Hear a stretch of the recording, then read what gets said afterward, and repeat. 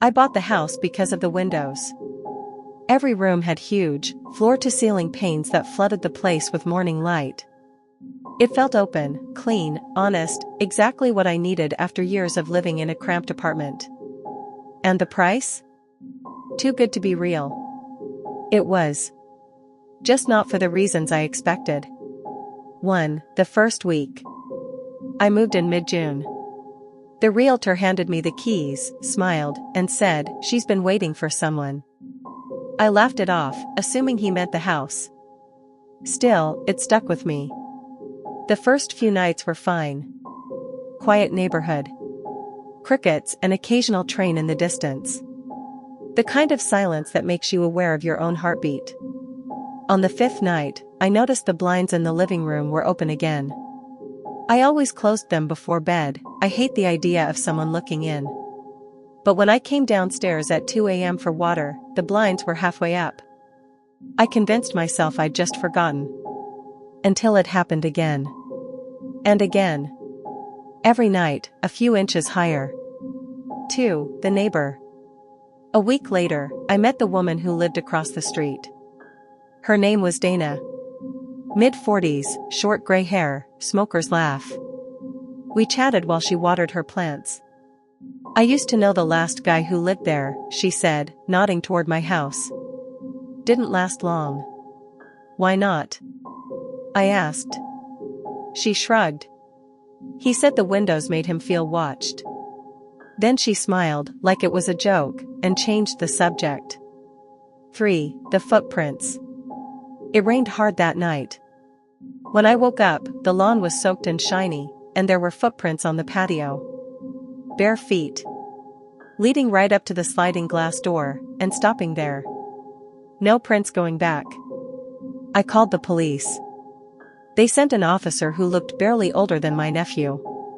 He checked the yard, wrote a report, and told me it was probably kids messing around. When he left, I noticed muddy water pooled just inside the door. Like the prints hadn't stopped outside after all. 4. The camera. I bought a motion camera the next day and aimed it at the living room. Just to feel safe. I didn't even look at the footage for the first few nights, nothing triggered the alert. On the fourth night, though, the app pinged me at 3:14 a.m. Motion detected. I opened the video. For the first 10 seconds, nothing, just my empty living room. Then, a shadow slid across the window. Tall, human-shaped, but stretched, like it moved between the glass and the curtains. The camera glitched. When the image came back, the blinds were fully open. No one there. I unplugged the camera. 5. The light. Every morning after that, I'd wake up to all the blinds wide open. I started duct taping them shut. I even nailed one window closed after hearing a faint tapping on the glass at night. Nothing helped. Every morning, open blinds, light flooding in. Like the house wanted to see me. Dana stopped talking to me, too. She'd wave politely but hurry inside whenever I came out. One morning, I caught her staring at my windows with this look, pity, mixed with fear. 6. The phone call. Last week, my landline rang at 2:33 a.m. I don't even give out that number. When I picked up, it was silent at first. Then a man's voice, calm, close, said, "You should close the blinds. The house doesn't like to be seen." Click. I sat there frozen, phone still in my hand, staring at the open window across from me. The curtains were swaying, even though the air was still. 7. The basement. Yesterday, the lights in the living room started flickering. I went down to check the breaker box. I'd never been in the basement before, the door had been painted shut when I moved in. I had to use a screwdriver to pry it open. The smell hit first, damp, metallic, old dust.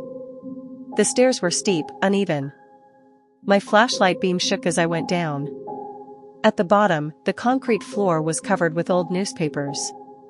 Dozens of them, yellow and curling. Every headline was about missing people, all from this neighborhood. Dates going back 20 years. And then I saw the writing on the wall. Carved into the concrete, shallow but deliberate, were the words. She's still looking out. I bolted upstairs. When I slammed the basement door, I heard movement inside the walls, like something retreating deeper into the house. 8. The truth. This morning, I decided to pack and leave.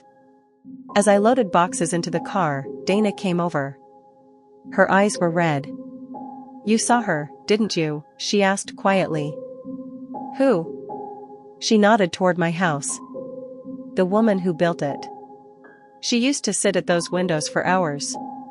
Said she could see the world move without ever leaving her chair. When her husband bricked her into the basement, she never stopped watching." My stomach dropped. "Bricked her?" Dana looked away. "They tore down the basement wall after she disappeared. Never found her body." I didn't ask anything else. I just got in the car and drove. 9. The last window. I'm writing this from a motel 2 towns over.